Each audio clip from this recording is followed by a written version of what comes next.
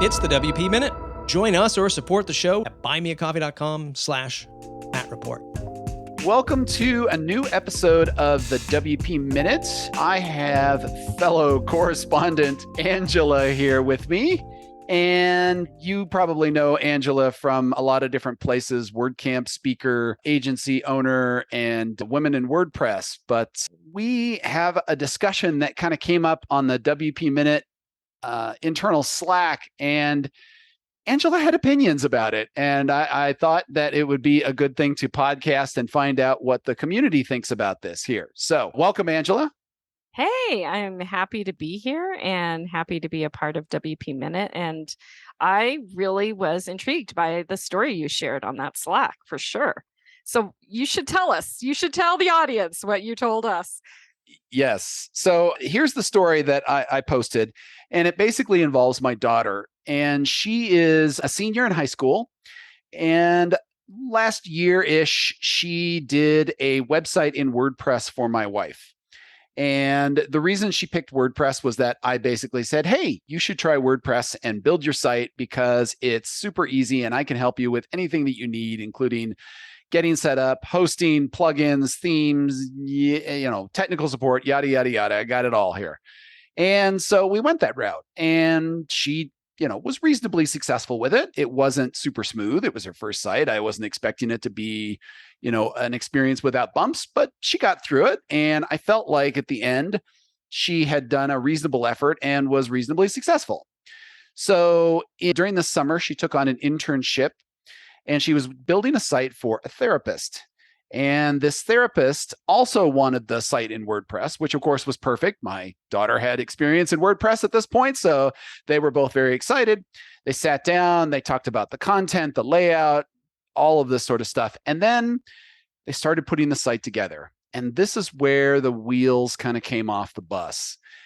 She worked on this for 5 weeks, 4 to 6 weeks, somewhere in there. I want to say it was about 5 weeks.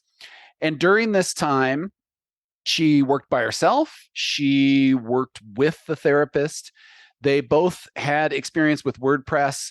They went through a variety of different themes. They tried to do different kinds of content that they were trying to set up. And the whole experience was, I'll call it suboptimal. At the end of 5 weeks, they still didn't have a site that was fully built, and it didn't really meet their needs. So at that point, my daughter said, hey, I was checking out Wix. Let me just give it a shot and see what happens. And so the therapist was like, yeah, sure. We're not making any progress here. Let's go for it. So a week later, my daughter, with no prior experience, no other training, finished the website in Wix completely from start to finish. Let that sink in for just a second. 5 weeks on WordPress, 5 days in Wix, the same site, and it was done. And that to me seems like a massive problem in WordPress. And that's not the first time I've heard that story. And my own recent experiences with trying to do porting of sites from marketing, like I'm working on my own marketing site for recapture.io right now. And it was all written in custom HTML and some React templates and stuff like that. I'm moving it over to WordPress because I want to be able to change it more quickly. Right now, it requires pull requests out of GitHub and forget it. So I rebuilt the whole thing in Gutenberg, and I was using Cadence. And that all worked, reasonably well to get it set up. I did it on a previous SaaS, and I had the whole thing set up in 48 hours, but I stayed very much in the lines. I was coloring in the lines very hard on that template, and it worked out okay. This one, I went outside the lines, and that was a mistake because just trying to make, we'll call it layouts of moderate complexity. I wasn't trying to create the ultimate table with accordions and weird stuff like that.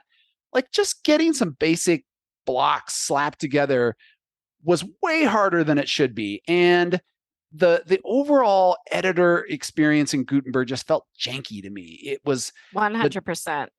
The drag and drop, just trying to get the locations. I am an experienced WordPress developer. I'm an experienced user of the mouse and the UI. Yep.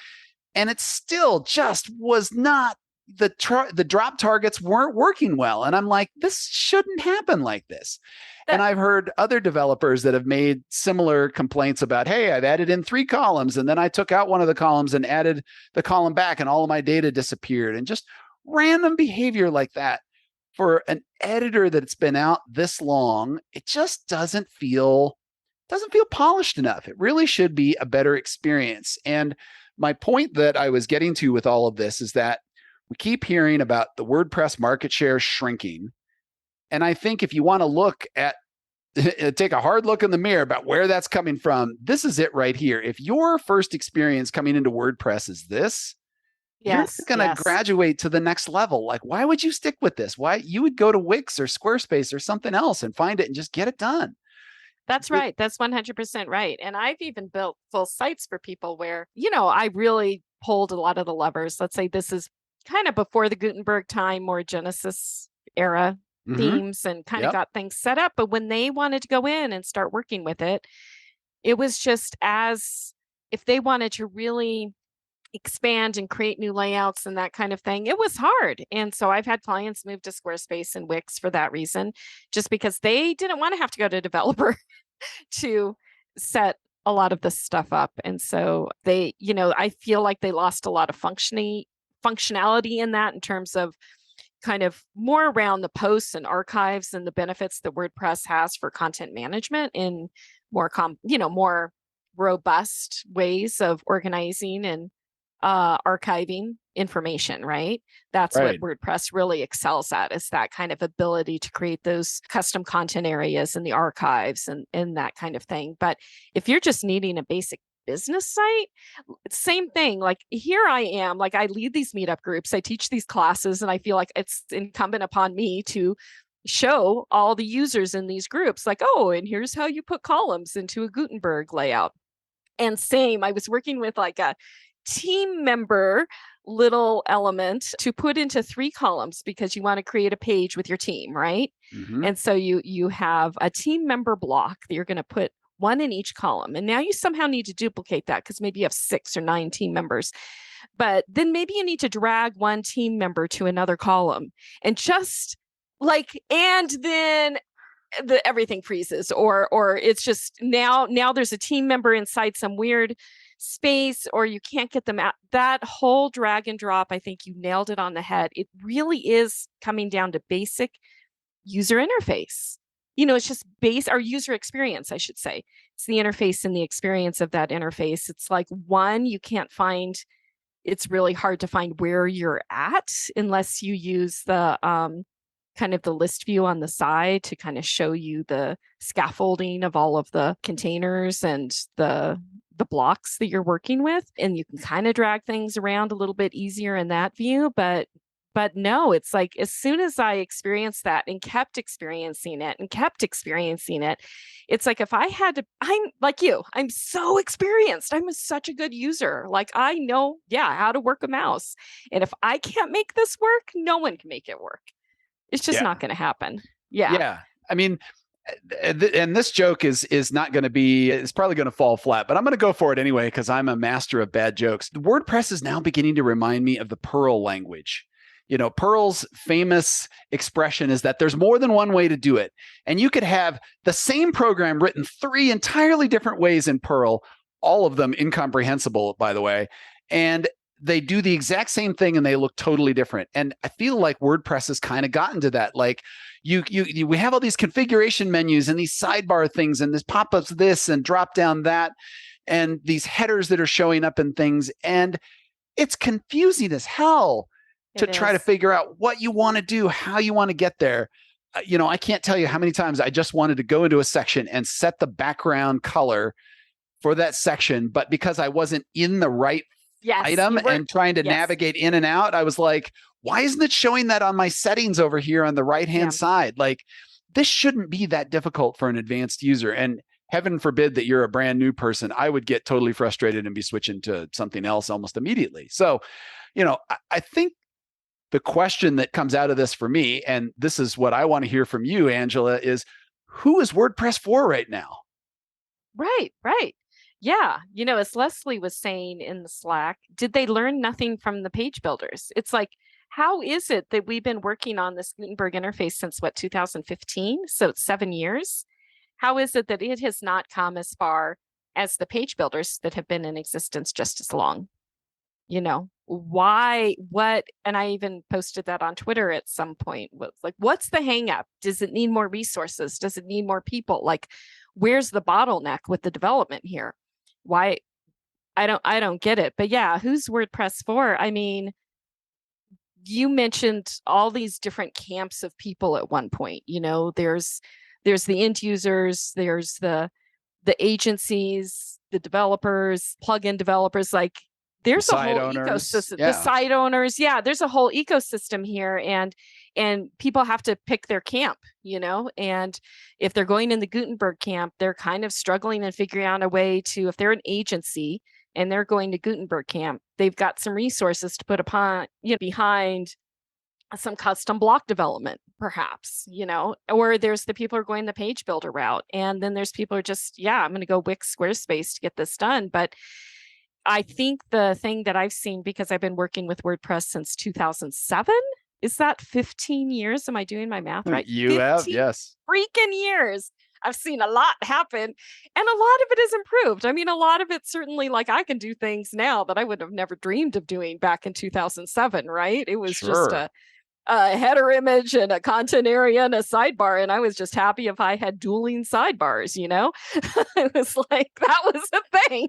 Like, I want 2 widgetized areas on my site, and now I'm happy. Like, the needs were simple, and the needs have become more complex because the design demands have become more complex. The web has become, in a way, more complex. And so in attempting to meet that demand for that complexity, we've come to a fork in the road, and people are just forking off, and they're either going completely non-Gutenberg, maybe Gutenberg for just their blog posts, simple content, like we use the tiny MCE editor for years in a way, it's just another kind of editor for basic content.